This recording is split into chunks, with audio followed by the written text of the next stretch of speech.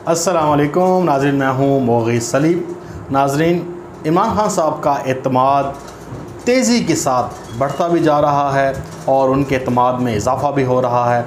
हम देख रहे हैं कि इमरान खान साहब अपनी तकरीर में अब अपोजिशन को कम टारगेट करते हैं, ज़्यादातर वो पाकिस्तान की तरक्की, पाकिस्तान की बेहतर मईशत के बारे में बात करते हैं। पाकिस्तान के मीडिया टॉक शोज़ देख लें, वहाँ पे भी अब पाकिस्तान की मईशत के बारे में बात होती है और ये बड़ा अच्छा साइन है। अपोजिशन जितना मर्ज़ी ज़ोर लगा रहे, वो ज़ोर लगा भी रही है कि जो हुकूमत ने अदाद शुमार दिए हैं, इन अदाद शुमार को झूठा साबित किया जाए और ये कोशिश की जाए कि ये जो मईशत संभली है या बेहतर जो अभी तक हमारे पास चार्ट्स आए हैं या अदाद शुमार आए हैं, या अदाद शुमार तो ठीक है, एक आपके सामने बात है, लेकिन इन अदाद शुमार की बुनियाद पे तो मईशत खड़ी है। सीधी सी बात है कि आप देखें कि जब ग्रोथ रेट अच्छी है, प्रोडक्शन अच्छी है, एक्सपोर्ट अच्छी हैं, इंपोर्ट सही हैं, आपकी फसलें बम्पर आ रही हैं, किसानों के पास पैसा आ रहा है, उसके बाद पाकिस्तान के रेमिटेंस आ रहे हैं, आपके ज़र मुबादला के ज़खायर बेहतर हो रहे हैं, तो ये अदाद शुमार ही हैं। पाकिस्तान की स्टॉक एक्सचेंज ऊपर जा रही है, 48,000 की जो उन्होंने नफसियाती हद क्रॉस की है।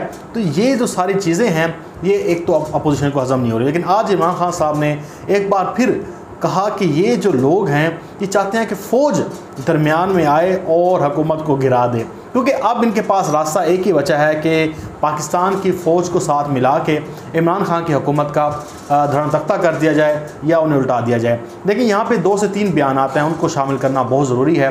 भक्कर में आज PTM के सरबराह फजल रहमान, आपको पता है सियासी बेरोज़गार हैं, कोई उनका धंधा है नहीं और हुकूमत गिराने चले थे, लेकिन अब वो ख़ुद एक साइड लाइन पर हो गए हैं।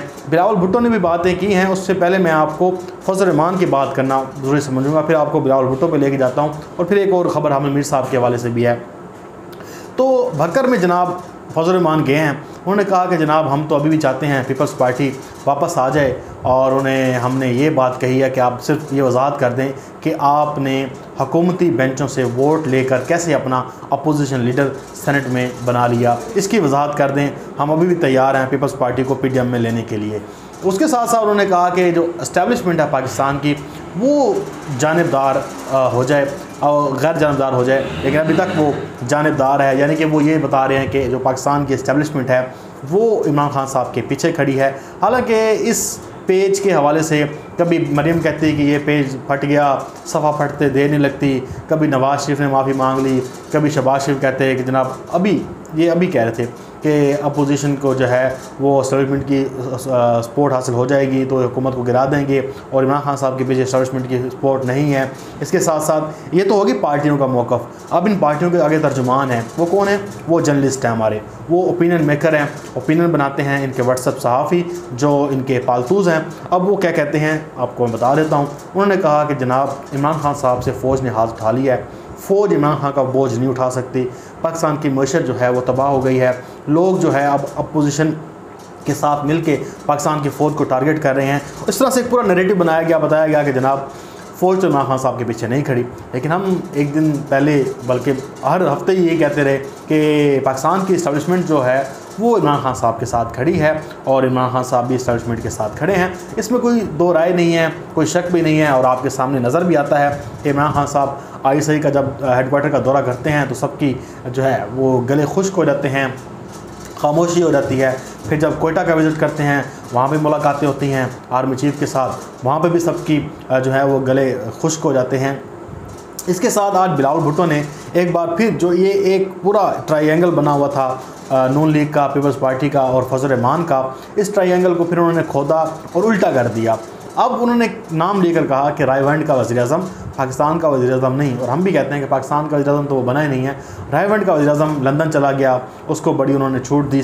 ना सिर्फ उन्होंने नवाज़ शरीफ पर तनकीद की, बल्कि अपोजिशन लीडर शहबाज शरीफ पर भी तनकीद की और कहा कि ये कैसा दौरा मेयार है कि पंजाब के अपोजिशन लीडर को इंसाफ मिल जाता है, सिंध के जो अपोजिशन लीडर है वो खुर्शीद शाह की भी बात कर रहे थे मेरे ख्याल से कि वो अभी तक जेल में हैं, उनको अभी तक ज़मानत नहीं मिली, इनको ज़मानतें मिल जाती हैं। यानी कि बिलावल भुट्टो ये तासुर देना चाहते थे कि जो इस्टेब्लिशमेंट है वो बड़ी मेहरबान है, या अदालतें बड़ी मेहरबान हैं शहबाज शरीफ पर, नवाज शरीफ पर इनको बहुत ज़्यादा छूट देते हैं, लेकिन हमें छूट नहीं दी जाती, रियायत नहीं दी जाती। साथ में उन्होंने जब ये हमला कर दिया, जब ये धमाका किया, बम फोड़ दिया, उसके बाद जनाब उन्होंने कहा कि जी अब मैं सारे मैंने अपने हवाले करता हूँ शहबाज शरीफ के, वो जो मर्ज़ी फ़ैसला करें। लेकिन नाज़रीन कराम, असल और अच्छी खबर ये है कि इस वक्त जो बजट है वो 11 जून को पेश होगा।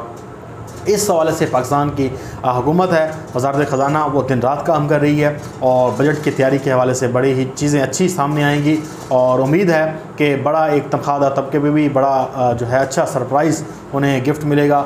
और कोई अभी तक जो इतलात आ रही हैं कि कोई उन पर टैक्स वगैरह नहीं लगाया जाएगा। मैंने आपको कल भी बात कही थी कि वज़ारत ख़ज़ाना की तरफ से अभी तक कोई लीक नहीं की जा रही बात कि क्या बजट में आने वाला है, इसलिए थोड़ा सा एक क्यूरियोसिटी भी है और क्या बजट में आने वाला है, लोगों की ये नज़रें भी जमी हुई हैं, क्योंकि ये बजट आने वाले कल का तयन भी करेगा और बहुत सारी चीज़ों को जो रास्ता है, रोड मैप, वो भी बताएगा।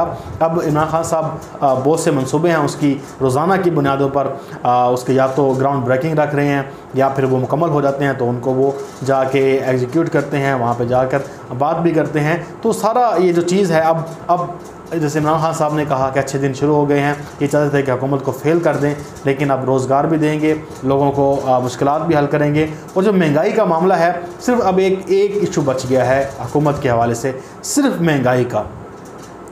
अब बाकी तमाम जो एक दरिया था या समंदर था वो अबूर कर लिया गया है। हुकूमत पे जो एक लटकती तलवार है वो सिर्फ महंगाई की है। अगर ये महंगाई है इसने कम होना है। इस साल थोड़ी सी कम होगी, लेकिन अगले साल ये आ जाएगी 4 से 5% पर। तो बड़ा ही एक अच्छा उस वक्त मुस्तकबिल होगा पाकिस्तान का, क्योंकि इनके पास बात करने के लिए फिर कोई वजह नहीं रह जाएगी। अभी इनके पास सिर्फ एक वजह है कि जी महंगाई है, महंगाई की वजह से ये है। हालांकि आपको पता है कि पूरी दुनिया में फूड आइटम्स जो हैं वो महंगे हुए हैं कोरोना की वजह से। ये एक पूरी, आप देखें, आम बंदे को ये बात समझ नहीं आती।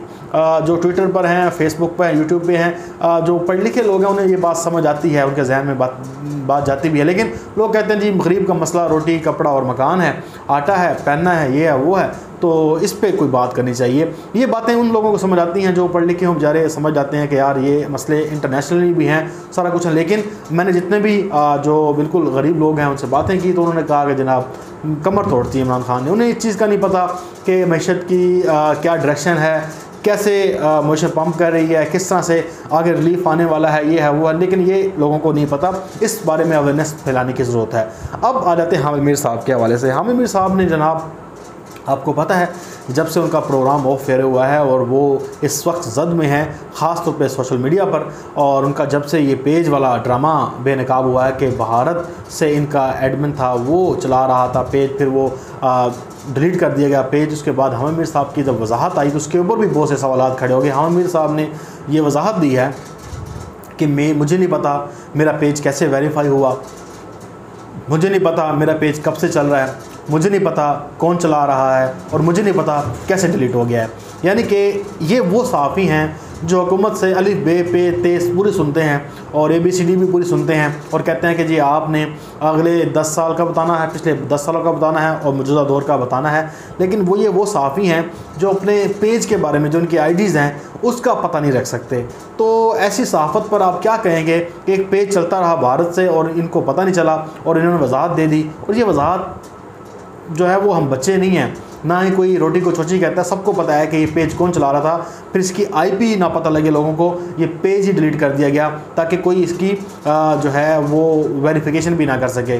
और अहमद नदीम साहब हैं, उन्होंने ट्विटर पर लिखा, सही बात लिखी कि फेसबुक का पेज बहुत जल्दी डिलीट नहीं होता। मेरा ख़ुद का एक पेज था, मैंने उसे डिलीट करने की कोशिश की, वो बड़े दिन ले गया और उसने कोई हफ्ता 2 हफ्ते 3 हफ्ते लिए, उसके बाद वो डिलीट हुआ। इतनी आसानी से फेसबुक पेज डिलीट नहीं होता। जिन्होंने अच्छी बात लिखी, मुझे अच्छी लगी कि ये बात सही है। और ये अचानक डिलीट हो गया और इसको रिमूव भी कर दिया गया फेसबुक से। इसका मतलब कि फेसबुक के साथ गठजोड़ था, इसको बड़े ऊपर के लेवल पर जनाब ये पेज डिलीट कराया गया, तो इसमें सारी मिलावट थी। अब हामिद मीर साहब ने जो जस्टिफिकेशन दी है, लोग इसको मानने को तैयार नहीं हैं और कह रहे हैं कि जिन्हें आपका जो एक चेहरा है वो लोगों के सामने बेनकाब हो गया है। और आलम मीर साहब अब सफाइयाँ देते फिर रहे हैं कि जी मैं तो था नहीं, अब मैं ये कर नहीं सकता, वो नहीं कर सकता। लेकिन आप देखें कि ये इन्हीं का पेज था और इन्होंने ही ये डिज़ाइन कराया था और भारत से इसको कंट्रोल किया जा रहा था। लेकिन अब इसको डिलीट कर दिया गया है क्योंकि इसका भांडा फोड़ दिया गया है। तो अब तक की ये लेटेस्ट अपडेट्स हैं। इंशाल्लाह ताला आपसे फिर एक नई वीडियो मुलाकात होगी। अपना बहुत सारा ख्याल रखिएगा। अल्लाह हाफ़िज़। पाकिस्तान जिंदाबाद।